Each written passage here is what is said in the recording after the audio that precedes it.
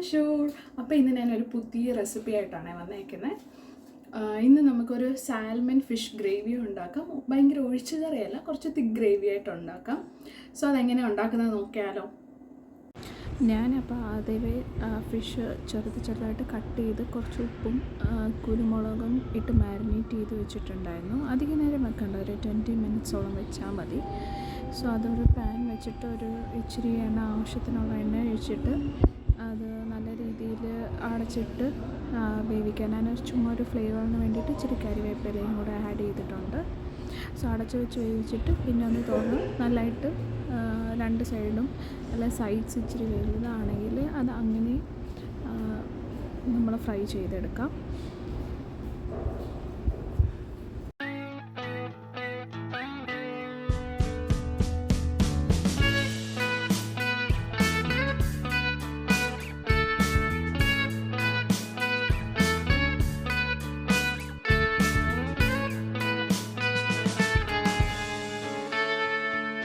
Take me back to California. I wanna go back to 2018. I wanna go back to when I was happy. So take me back to California, please. Take me back.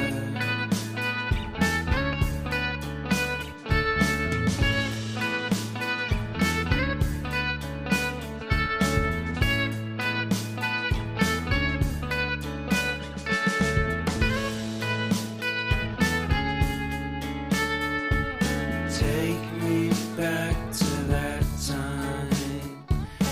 One good friend was in my life. California seems so far away from me.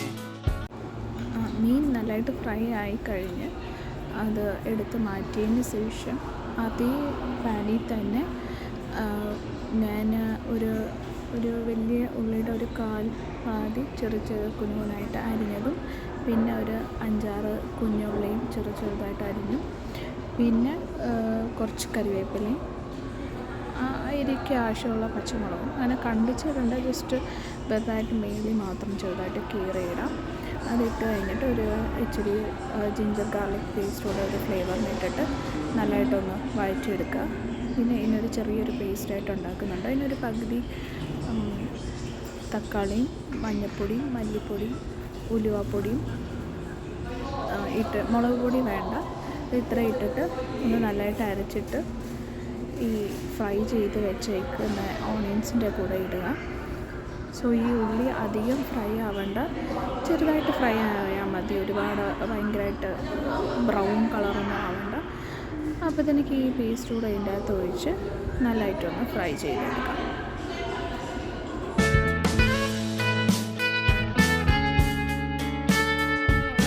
Take me back to that time. One good friend was in my life. California seems so far away from me, from me, from me.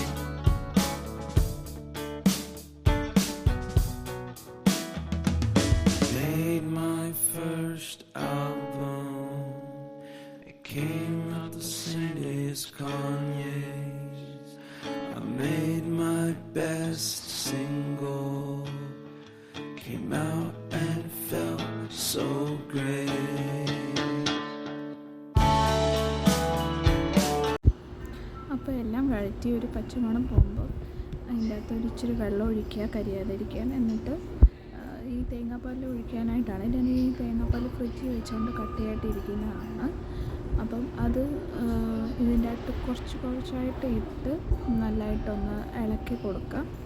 പിന്നെ കുറച്ചുകൂടെ ലൂസാകാൻ കുറച്ചുകൂടെ വെള്ളം ഒഴിച്ചിട്ടുണ്ട്. പിന്നെ ഉപ്പൊന്ന് നോക്കുക. എന്നിട്ട് ഞാൻ കുഞ്ഞു സ്ലൈസായിട്ട്, ചെറിയ തിൻ സ്ലൈസ്ഡായിട്ട് ഒരു 3-4 സ്ലൈസ് ടൊമാറ്റോസ് ഇടുന്നുണ്ട്. പിന്നെ നമ്മൾ ഫ്രൈ ചെയ്ത് വെച്ച മീൻ ഇടുക.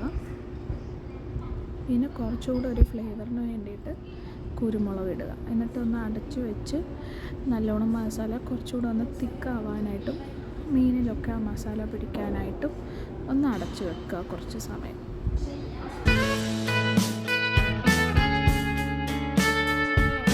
Take me back to that time when one good friend was in my life. California seems so far away from me, from me, from me.